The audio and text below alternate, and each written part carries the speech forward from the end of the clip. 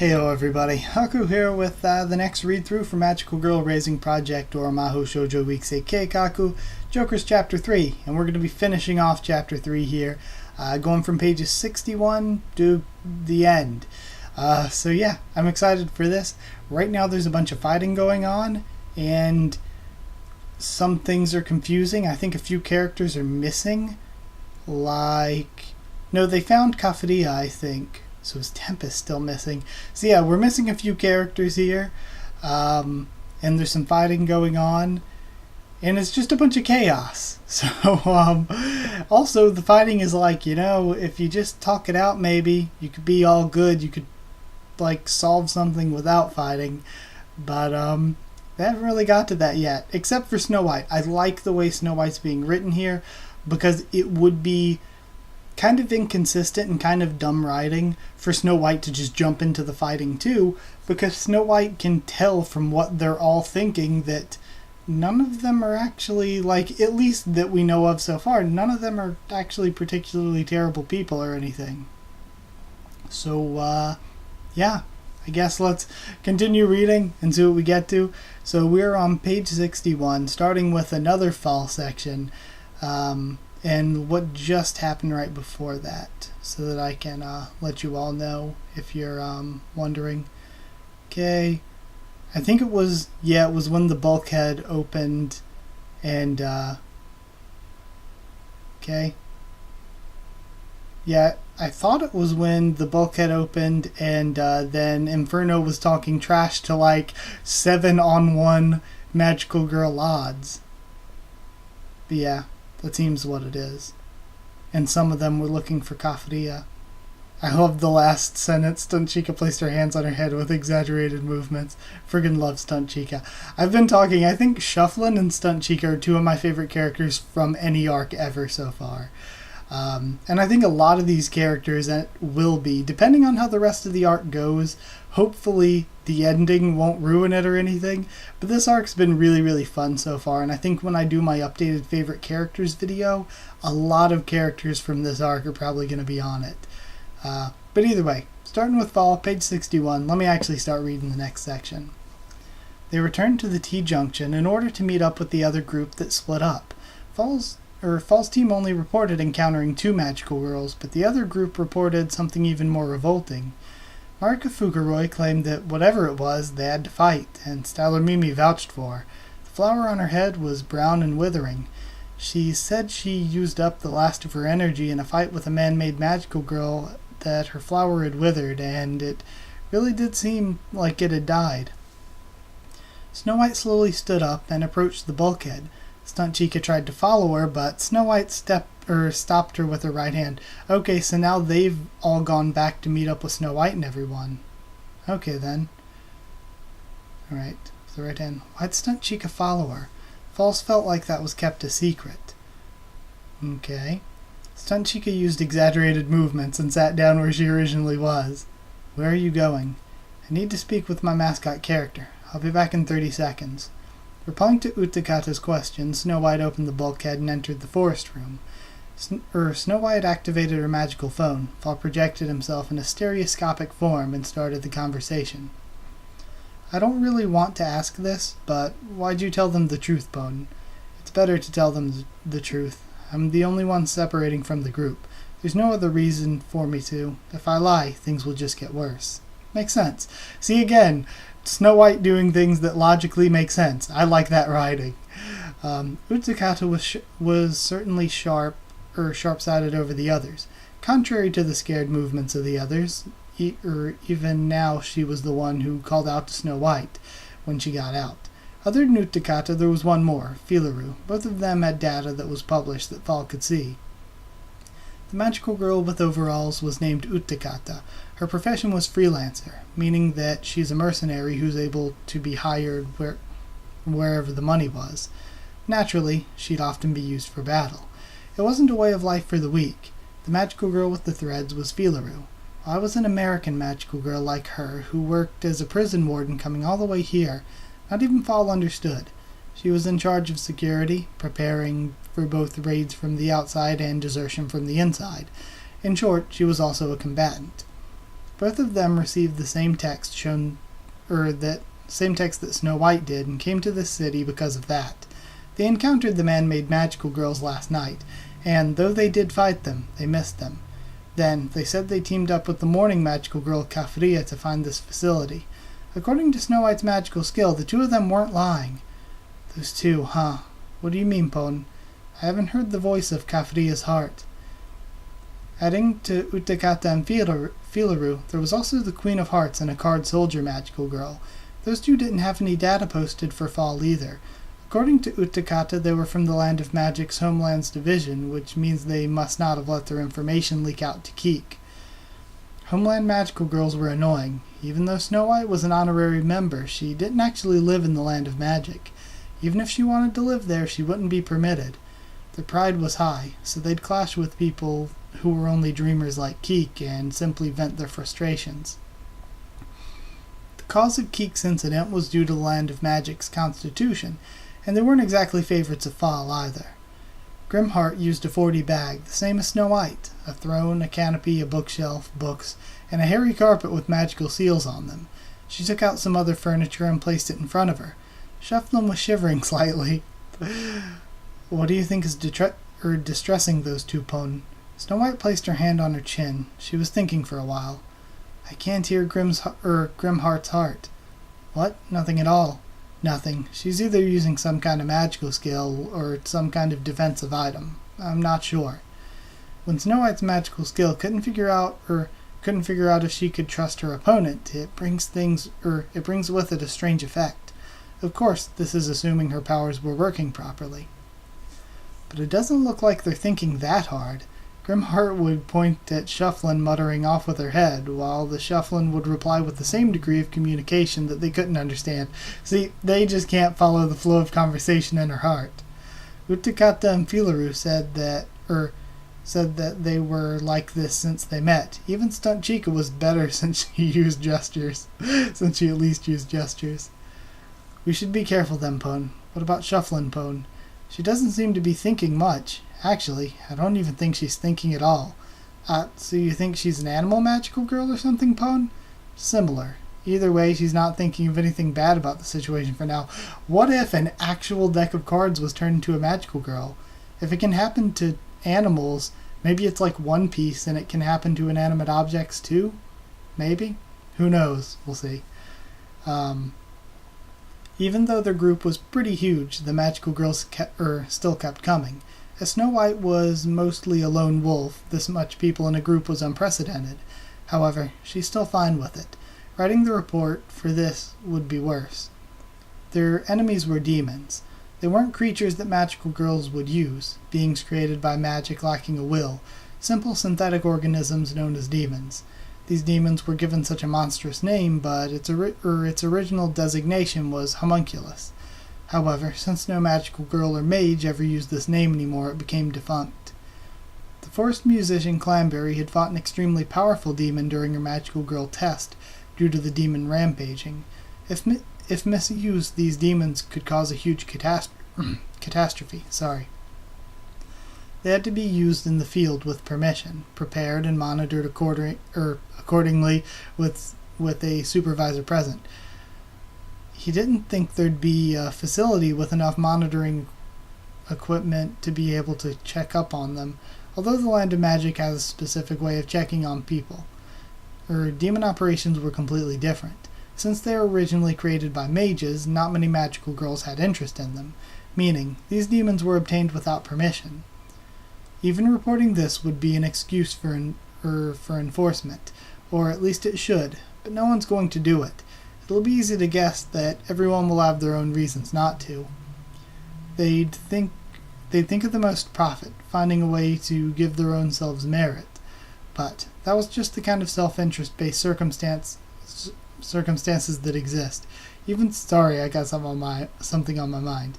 Even Snow White hasn't acted yet, though this time it may be due to there being a hostage situation. Okay, while I'm at a page break going into page 65, the thing I just thought of, since they mentioned that mages are where demons come from, and I was thinking, maybe because of those things it could be Malpom that stunt Chica, and that's why she's not talking or anything. But everybody pointed out that Malpom was dead, but I was like, but maybe she isn't, because who knows, some way to ride out of it. What if it's Mana? What if Mana stunt Chica? I could see that, because stunt Chica hasn't done anything that would particularly say that she isn't. I mean, I think stunt Chica could just be stunt Chica, but if she is someone else, then stunt Chica could be Mana. She hasn't done anything to say that she isn't a mage. So, yeah. So, next part. Kafuria fell into the enemy's hands. So yeah, Kafuria and Tempest are both missing at this point. According to Utakata and Filaru, Kafuria's magical skill was the ability to tell who will die next, which doesn't sound very pleasant. Not to mention she apparently said that, I'm not next, so don't worry as well. Oh, Kafuria is the best. When she was with Utakata and Filaru, she said, I won't die next, but when she added Grimheart and Shufflin into the equation, she said the orders changed. Even in Fall's data, Kafuria's magical skill was written as to be able to see who will die the earliest. There would also be no reason to lie about not dying next herself. If she said that, most people would be more panicked, but Filaru and Utakata seem to be more relieved now. Okay? She won't be the first to die, yet she did go missing when engaging with the enemy, meaning she must have been held hostage. She disappeared in the desert room, but no matter how much they searched, they couldn't find her. Doing that gave them bad feelings on what happened to her. If the enemy gave requests, using Kafuria's body as a shield, then the magical girls will have to act obediently. He didn't think this place would be filled with magical girls who'd give their lives for someone they just met. Even though Filaru and Utakata called her their friend, they only just met yesterday. Lady Proud and Umbrain, who belonged to the Foreign Affairs Division, would also prioritize their own division's concerns, rather than human emotion. That's how organizations should be handled. As for Marika Fukuroy and Styler Mimi, it'd be a bit strange to wonder if they had such a thing as sympathy. Beasts who enjoy fighting won't care whether it's a friend or foe when a fight happens. They'll bare their fangs regardless. Grimheart, who only set off with her head, barely moved. Actually, Fall had no idea how she'd react when something happens. Shufflin, who always follows her orders, was the same. Stunt Chica was less an unknown factor and more of a person who Fall didn't know what to think about. He didn't think she was seriously not afraid, but there was a language barrier with her since she only communicated with gestures. When lives are at stake, Snow White will prioritize saving those lives. The one thing she dislikes more than anything else is disregard for lives. Even Fall prioritizes lives. If possible, he wished that all magical girls would have this kind of mindset. But the reality was different. If it comes to negotiations, what would happen if everyone but Snow White said, it's too bad Kafuria got captured, but there's no room for negotiating? Snow White wasn't the kind of magical girl who'd keep her opinion silent, but this problem won't just be solved by complaining and debating. Magical girls are strong. Breaking or compromising is equal to defeat for them. It wasn't just Keek who thought that way. Okay. They still haven't talked it out this far. Fall worried when they'll actually reach this topic. I don't think they're as bad as you think they are, Fall. Who said they were, Pone? No one here's thinking of abandoning Kafuria, but... Snow White turned her eyes across the bulkhead. I don't know what Grimheart's thinking, but when she gives orders, I don't know how Shufflin's mind works, so we'll need to be careful. Before leaving the bulkhead, Grimheart rolled out a bulkhead while yawning. Fall didn't know what to look out for, but he can see why Snow White said that she couldn't read her mind. Also, this isn't just about the magical girls here. What exactly do you mean by that, Pone? This concerns every magical girl in this underground base. While holding onto the magical phone, Snow White opened the bulkhead. Grimheart, who was lying down, raised half her body up, her face all red. The shufflin in front of the sofa was trembling on the floor. Wonder what happened. Regardless, Snow White went back to the passage anyway, passing through Stunt Chica and Grimheart's sofa, standing just where everyone was gathered. People who were staring at Grimheart were now facing Snow White. Shufflin was stuttering, but also looked up at Snow White. We need to negotiate. It was an abrupt proposal. Marika Fukuroy looked at Snow White with suspicious eyes. Although the others weren't as extreme as Marika, the look in their eyes was similar. My magical skill lets me hear the voices in people's hearts. Other than Grimheart, everyone had varying looks of surprise. Fall had no function of changing expressions, but if he could, he'd be the one widening his eyes and mouth more than anyone. In a battlefield, magical girls shouldn't reveal their own powers to each other. Doing that would be similar to putting your neck down on their feet. Even if these magical girls were allies now, they could be enemies tomorrow. Besides, this was a rather abrupt gathering. It wouldn't be strange for them to all become enemies tomorrow. Snow White reveals her own powers to these people. By saying she can read minds, she's declaring that she knew everyone else's powers as well. Not just powers, but objectives, personalities, secrets. She told them that she knew all of those. Marika Fukuroi let out a loud laugh. Her head was rocking, the petals of her withered flower falling off. Oh, I get it. That's a tough power to use. It's gotta be fun winning with that. I getcha. Stellar Mimi had a disgusted look on her face. Lady Proud glared at Snow White. Feeleru's cheeks became red as she looked down. Oh, Feeleru. Stunt Chica scratched her head. Utikata caressed her lips like a sarcastic smile. What Fukuroi said was right. It's rather interesting to have a power like that. Well, how's your mind reading connected to all this? I don't read minds. I hear them. Oh, my apologies. Again, how does hearing minds help us? Because I can hear the thoughts of them, the magical girls that own this facility. Oh? They don't want to fight us. They want to negotiate. Lady Proud's face loosened. If they wanted to do that, they should have negotiated in the first place. Did you forget who drew their weapons first? They never wanted to fight us at all to begin with. Snow White ignored Lady Proud's question and continued on. Fall's never seen Snow White talk this much when she was transformed as Snow White. Right now, Snow White was talking seriously. It's indescribable. She chose her words very well. Snow White dislikes conflict. During Clanberry's test, she was the only one who didn't kill anyone to the very end. She used her nickname of the Magical Girl Hunter to good effect, to scare people, to make them afraid, to avoid meaningless conflict. Off with her head. Look at it from their point of view. We're the intruders. If we came in here looking for a fight, they'll be just as prepared. Stellar Mimi nodded at Snow White's words. That's true, actually. My idiot over here provoked them. Of course they'd follow along. Without her, I'm sure things would have gone over peacefully. Hey, who are you calling your idiot? At the very least, if they captured Kafria, they're willing to negotiate. They also didn't seem to be actively fighting back then. I do certainly feel that way too, but then, off with her head. Wait a minute. Lady Proud spread out both her hands. She looked left and right, front and back, up and down. Where'd Umbrain go? With that large umbrella that stood out, there's no way she could hide while shielding herself behind that. Everyone looked around, but no one could find her. Where did Umbrain go? Has no one seen her? Lady Proud's face turned pale as she looked toward Snow White. I can't hear her thoughts. Snow White was upset. She didn't notice the amount of voices she had heard notices the amount of voices she had heard before and after she left the bulkhead were so many. Fall checked the surroundings, but they were one head short.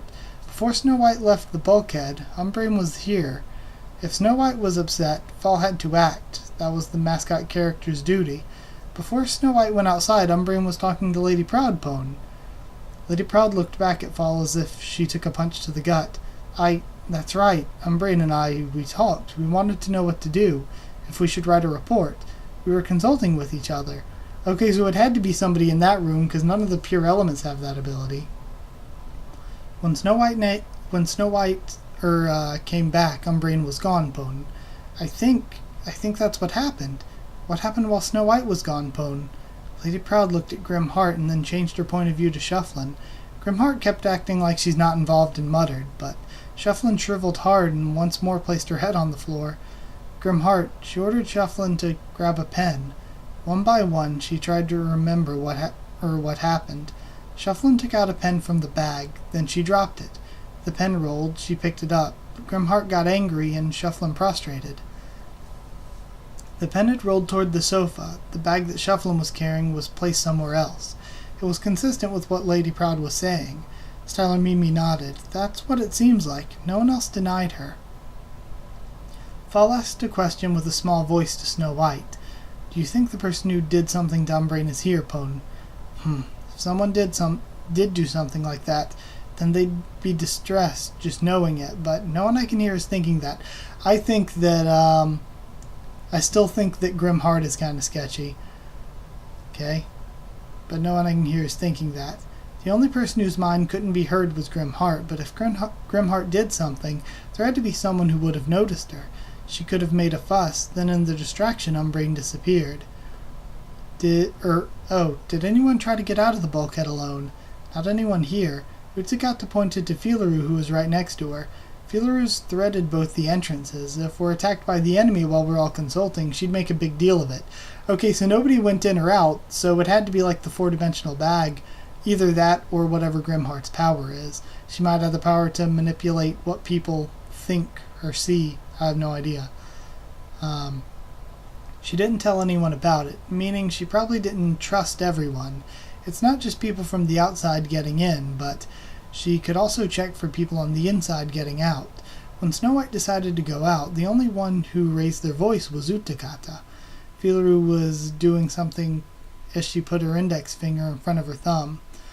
I connected this thread to the entrance. If someone went outside, I'd detect it vibrating. Umbrain was able to disappear from this place so suddenly. She didn't use the entrance nor the stairs. She wasn't spotted by anyone, and nobody that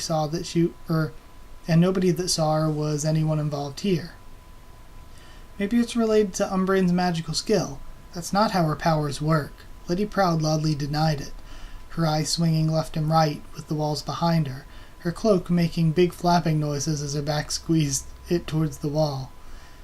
No one's done it. Umbrain wouldn't have left alone, so it's one of those girls that did it, isn't it? And you said they'd negotiate. They don't want to negotiate. But that's strange, isn't it, Pone? If they could do something like that, then why not quickly finish all of us off, Pone? Maybe there's conditions. I don't know, something, a trigger. Lady Proud was obviously losing her cool, repeating words and biting her fingernails. She couldn't handle the shock of losing Umbrain. See, this is why we need simpler solutions. A single person leaning on the wall with a bored-looking face, Marika Fukuroya was smiling. Discussions, negotiations, who needs all that boring stuff? We beat 'em up until the last one stands. That's clearly the best person. It's so simple and easy to understand. She pointed at the bulkhead behind her with her thumb as if saying, so let's go already. Marika Fukuroya's theory was inching ever so closely with Clanberry's. Fall hated how Clanberry handled her tests. There's no reason it wouldn't make Snow White angry as it's still destroying her even now. Fall panicked and thought that he had to do something to calm Snow White down, but Snow White didn't even react. It's fine. We can listen to their reasons and stuff after we defeat them. Lady Proud clicked her heels as she went to the forest room. Marika did a orc face and followed, dragging Styler Mimi along with her. Almost like background music, Grimheart seemed to be telling Shufflin, why aren't you following them? Your head'll serve a good meal on my platter, as Shufflin jumped up and panicked. Utakata approached Snow White and talked. What do we do about them? We follow them. Make sure they don't start any unnecessary fights. Snow White had no expression. She simply stared at Lady Proud's group, walking toward the forested area. She didn't seem to be very upset. In fact, she returned to being the usual Snow White. A wonderful idea. What should we do, however? I told you. Follow them. If something happens, they'll need help stopping it. Roger that. Filaru and Utakata followed Snow White, just afterwards. Is this okay with you guys, Pone? Yes, perhaps. Filaru's answer was rather ambiguous, but she nodded. Utakata was the one who spoke at length. Earlier, we consulted with each other, looking at all the merits and whatnot, since our life is on the line. Of course I vowed to work where the money is, but life can't be exchanged with money. Still, it's a job where you gamble your life like money is just something I do. After she said all this, she pointed at Lady Proud. Proud seems to have lost her cool. Fukuroya, on the other hand, is more than happy to throw away hers. In conclusion, following the most composed person would be best, so let's go. This time Filaru nodded firmly. I'll cooperate. I really like the freelancers. Thank you. I can't offer you a job, but Fall will find one for you. Filaru was speechless. She bowed her head without speaking a word. Utakata followed up Lady Proud's group, running slightly ahead. And I love this, how Snow White can tell what it is that Filaru was wanting and what she was worried about. Fall was burning with anger, but he knew how to read a situation, so he kept it down and eyed Grim Heart instead. He spoke with Snow White, not really caring about lowering his tone anymore. Nobody noticed how one brain went missing, Pone. You shouldn't be so worried about this, Snow White, Pone. You shouldn't be so... Okay, why do you think I am? Because you look a bit down, Pone. And why do you think that? Because that's how I think when I see you, Pone. My previous master always hated me, so I have to learn how to read people, Pone. That way I can understand what they're feeling, Pone. He's never mentioned Keek as part of a conversation with Snow White before, but now he felt like venting it out. Snow White sighed out. You're like a stalker, aren't you? Well, it's not exactly the same, Pone. In an emergency, Fall was able to say what he could never say before. Keek's words have always been delusions, but he felt like this was the right time to speak. With Stunt Chica following them on a unicycle, Snow White and Fall opened the bulkhead to the forest room. That was a really good, really long scene. I really, really liked that. But, now it seems like we're going to Princess Deluge. We're still on page 74. So, Princess Deluge. Inferno was trying to brush away the sand stuck on her hair and, hold on, and the sand stuck in her hair and sand, sitting in the chair looking depressed. Quake was shaking her left knee. Prism Cherry was crying. I'm sorry. If only I looked closer. It seems like Princess Tempest had been kidnapped by the enemy. The reason why she thought that it seems like is because they didn't really know what happened. So is there a chance, and I highly doubt this because of Tempest's age, but is there a chance that Tempest, Cafaria, and Umbrain were all working together and drew all these girls here for some evil plan? That would be very unexpected, so I doubt it. Especially, again, given Tempest's character. But either way, because they didn't really know what happened. Princess Tempest, who should have been fighting the enemy, hasn't returned. No matter how long they waited, she wasn't hiding in the third training room. No matter how many times they checked the monitor, Tempest wasn't there. The invading magical girls only came in once, but now they weren't there. She had to have been taken. Princess Inferno blamed herself, regretting having escaped. You know, it's kind of like not very good building design that they don't have cameras in the room where all the other girls are just hanging out. But either way, feels like they should have security cameras there. Either way, Princess Inferno blamed herself, regretting having escaped from the enemy alone just because she couldn't tolerate their melee attacks. Prism Cherry blamed herself, regretting that she didn't completely check the monitors in the briefing room. There was only one monitor, and all she could do was switch to various different rooms at a time. It was impossible to see everything at once.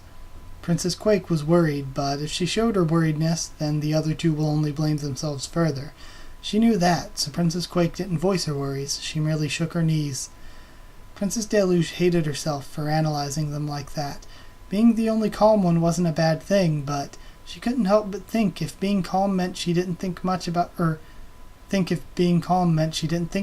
Princess Tempest. She looked at the monitor. If the enemy tried to attack them, they had to pass through the training rooms. There are cameras on the training room entrances, meaning they can always detect invasions. She can't keep feeling that they won't do anything. Even acting like they're doing something would be better. Deluge noticed that she was folding her arms, which caused her to unfold them. She remembered the saying that folding your arms is like making walls for your heart. Her stomach felt like it was about to burst.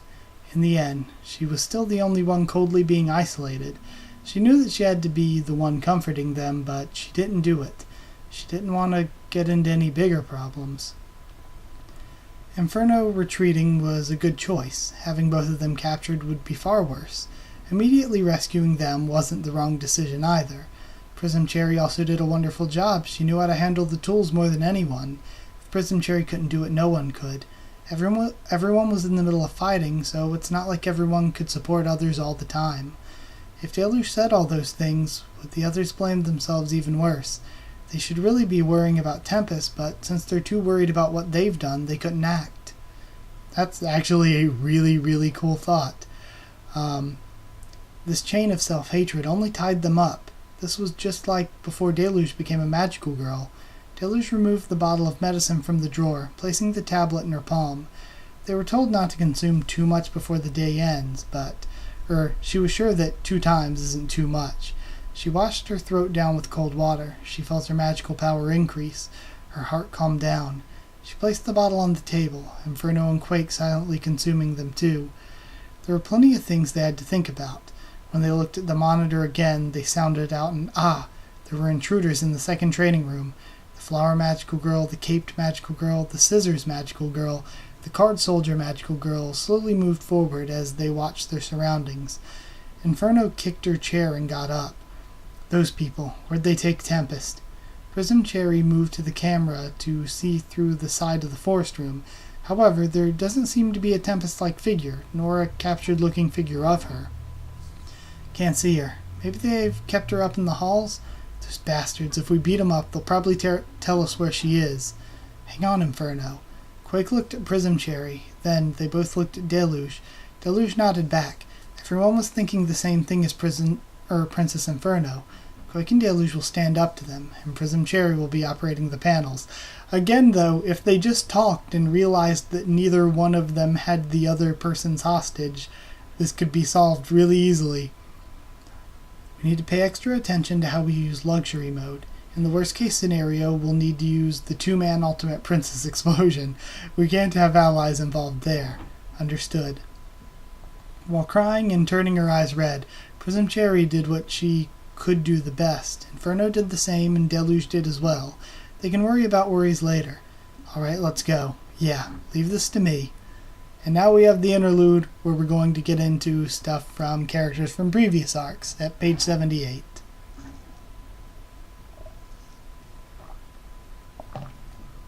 Alright, starting at the interlude. The button laces and materials were arranged on the table. Ripple's documents had one profile with an attached photo on it. Pithy Frederica had properly disciplined her. An excellent magical girl can only be formed by good faith and sincerity. Ripple was coming of age. Although she had departed from the side of her education, the feeling of a student graduating is irreplaceable. It melted Frederica's body and mind. She placed the crystal ball at the end of the table, then read her documents. For Frederica, who was known to others than herself as a magical girl maniac, this was the happiest time in her life. More than one way, I would assume. Both her body and her mind were melting with pleasure. Magical girls tend to have a few habits. People who wished to become strong, who already had strength and wanted a different power, people who wanted to rise to the top, or people who were uncontrollable. Either way, they were all full of energy. Occasionally, she'd put the documents down and drink her tea, or eat her rice crackers. Then she'd pick up the documents again. Previously, she had filled her collection with the hairs of magical girls. Their valuable collection had been forfeited by the authorities. Now she has the chance to make a new collection. Just thinking about that made her feel positive. Regrettably, Ripple's own hair wasn't attached to the document. Well, it doesn't matter. Not only was she a professional, she had ways to steal hair. Perhaps she should teach that to Ripple as well. Drinking tea, eating crackers, looking at her crystal ball. She was multitasking. There was a yukata being blown across the wind outside the window. She didn't dislike the view of laundry fluttering about. She swept off the crumbs that were on her table and turned the documents. Snow White. Her fearlessness was increasing. She was less naive than before, which was good. Marika Fukuroi. She knew about her face. Although she was far from Frederica's interest, she liked her purity. Then, when she flipped the document, her hand stopped. There was a piece of hair attached to it. She removed the tape carefully. I see. So this is to be my soft target. Mercenaries who weren't careless. A hunter whose senses were sharp. And magical girls who belonged to many divisions. Okay. So what if... That would explain. If she had the hairs of them, Frederica could have pulled out both Tempest and, all 3 actually of the missing ones. She could have pulled them out through her crystal ball.